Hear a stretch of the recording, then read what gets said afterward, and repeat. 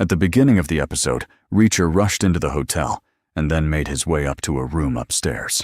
He then saw that all the goons who had followed him had been killed, and their throats had been brutally cut. Lila and Anisha's guards had also been killed by someone. As Reacher was checking the bodies, the police arrived and arrested him. Reacher realized there was no way he could escape, so he surrendered to the police. Then the story went back a few hours earlier, when Nolan had jumped to his death. The officers had arrived and were questioning John and Eli about Nolan. John told them everything he knew, but he was clearly upset, because Nolan had been a close friend of his. The officer then asked about questioning Reacher. Reacher refused to talk, but John said he'd provide them with all the information they needed about Reacher. With that, the officer left. The guards wanted John to leave the scene because Nolan's death could end up bringing unwanted attention to him. But John lost his temper because Nolan was his friend.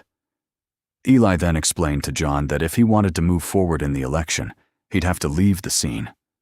John then asked Reacher to come with him, and the two of them left together. Meanwhile, Tamara, Jacob, and Ronnie were at a restaurant near the Pentagon. Jacob was flirting with Tamara there. Ronnie then explained that the building where Anna used to work was part of a new government project. For the past 10 years, they had been taking highly classified government records, digitizing them, uploading them online, and then burning the original documents. Anna had been doing the same work as everyone else there, so she must have come across some important information.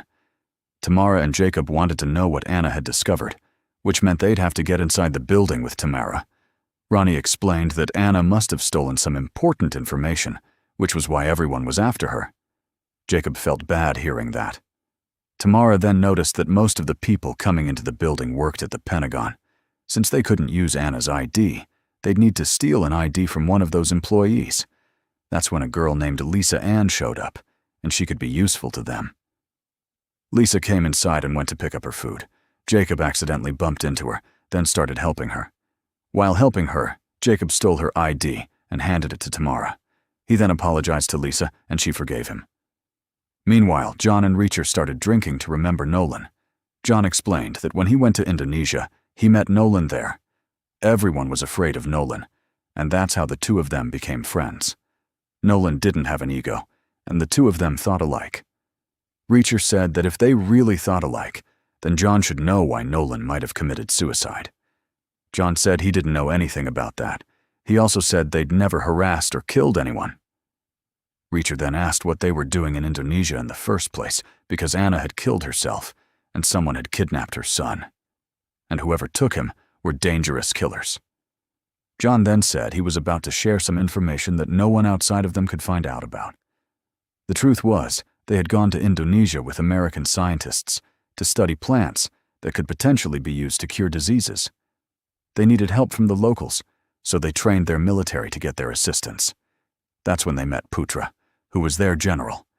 John taught them everything he knew about warfare, but eventually they returned home. After they left, Putra started killing innocent people. Anyone who stood against him was killed, and he'd brutally murdered many people. They only found out about it later, but they had nothing to do with what Putra was doing.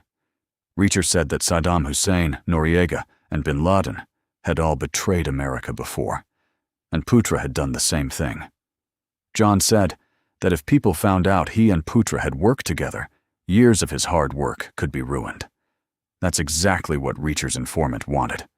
But John insisted that he and Putra hadn't worked together, and the Americans had even sent a team to kill Putra.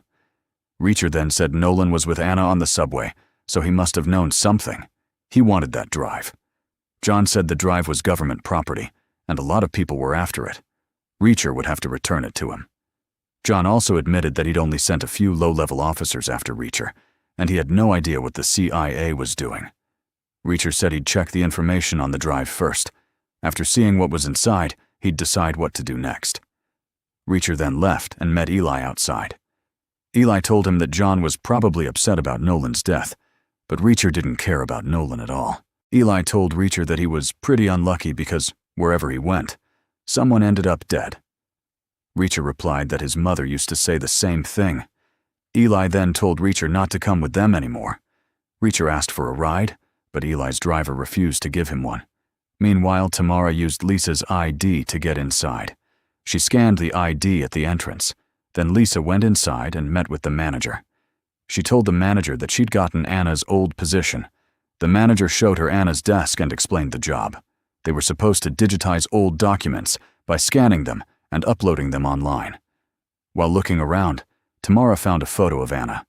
The manager then left, and Tamara started looking through the old files online. By then, Lisa had come back outside and realized that her ID was missing. She gave the guard her name, but he told her that she'd already entered the building 10 minutes earlier. Inside, Tamara discovered that Anna had deleted one of the files from the records. Just then, Jacob told Tamara to run. The guards were already coming to arrest her, so Tamara escaped from them and made it outside. Jacob and Ronnie quickly picked her up, and the three of them drove away. Meanwhile, Reacher was walking around the city when CIA officers showed up again to arrest him. Reacher took off running and led them into a factory. Once inside, everyone split up. Reacher started taking them down one by one. But these guys were trained CIA agents, and every now and then, they managed to get the upper hand on him. Still, Reacher was on another level. He slammed them around and took them out one after another. He eventually grabbed their leader and beat him down before tying him up. Then Reacher walked away. After that, Reacher got on the phone with Tamara and learned about the deleted file. He realized Anna had probably copied that file onto a flash drive before deleting it. That meant it must have contained some important information. And it had to be extremely valuable, considering how many different agencies were after it. Ronnie then explained that they were stuck in traffic because the government had roadwork going on. Reacher asked about the roadwork and quickly figured out that Anna had taken the subway from there. That meant she'd probably been stuck in the same traffic, so she must have abandoned her car. Since there was a subway station nearby, Anna must have been in a hurry to get somewhere. That's probably why she'd done it. Reacher told everyone to meet him nearby, then headed out. A little later, Jacob was upset about his sister and his nephew, Ben. Tamara came over, and Jacob told her that he had a feeling Ben was dead. Tamara told him that they still hadn't found any proof that Ben was dead. But Jacob felt helpless because there was nothing he could do, and that was eating at him. Tamara told him that good people don't always get the worst outcome, and they still had a lot of things to figure out. She told him to focus on that instead. She then gave Jacob the family photo she had found on Anna's desk. Ronnie arrived with food for everyone. By then, Reacher had also arrived, and he'd figured out the whole situation surrounding Anna. Tamara asked him what he thought had happened to Anna. Reacher said the killers probably arrived first. They killed Danny, then kidnapped Ben, and used him to blackmail Anna, telling her she'd have to hand over the drive. That's why Anna was rushing to meet the killers, but she got stuck in traffic and took the subway to get there as quickly as possible. However, she didn't have the drive with her, and there could have been a very specific reason for that. Anna may have realized that Ben was already dead, and that he'd possibly been killed while struggling with the killers. There's a chance they had initially let Anna talk to Ben, but when she could no longer reach him, she realized something had happened to him. That's when Anna probably decided to get revenge. She grabbed a gun and went to confront the killers, even though she was terrified. But then Reacher showed up and messed everything up.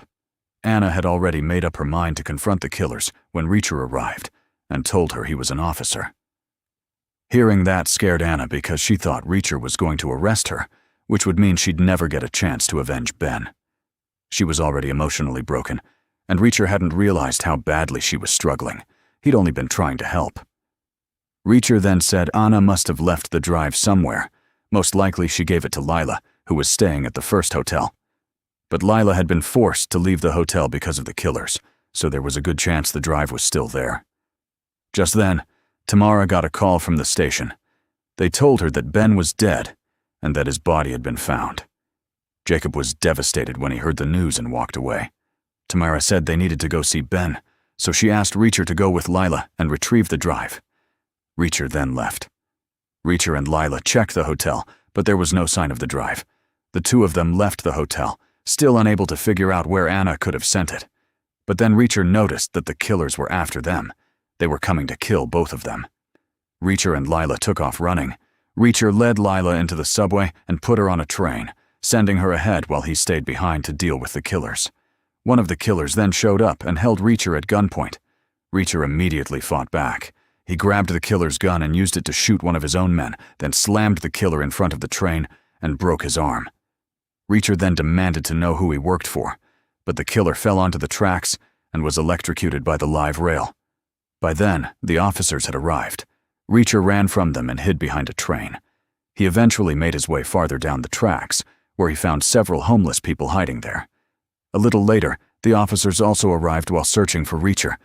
Reacher disguised himself as one of the homeless people and managed to fool the officers. Once they were gone, he gave some money to the homeless people and left to find Lila. Meanwhile, Jacob, Tamara, and Ronnie went to see Ben's body, which had been found in a ditch. Jacob was devastated because it felt like his entire family was gone. Anna hadn't even asked him for help because she probably thought her brother was just an ordinary officer who couldn't do anything to help her. Overwhelmed by everything that had happened, Jacob broke down and started crying. Meanwhile, Reacher stole one of the killer's phones and discovered that they had already reached Lila's hotel. He immediately started running toward the hotel. By then, Lila and Amisha had already arrived at the hotel. Lila told Anisha that Reacher was still helping them.